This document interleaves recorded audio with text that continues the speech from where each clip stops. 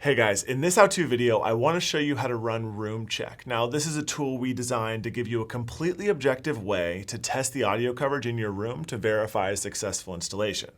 This is how it works.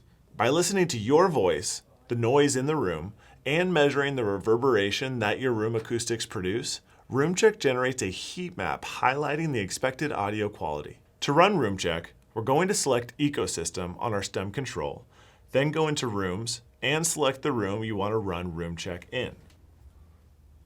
Then press the RoomCheck button and speak for 5 seconds.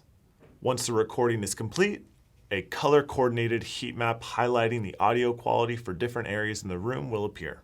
Oh yeah, and make sure that your Stem devices match the location in your room design in order to accurately test the room.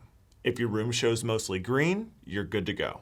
If not, you can always move Stem devices around until your coverage is exactly the way you want it. And that's it. Thanks for watching.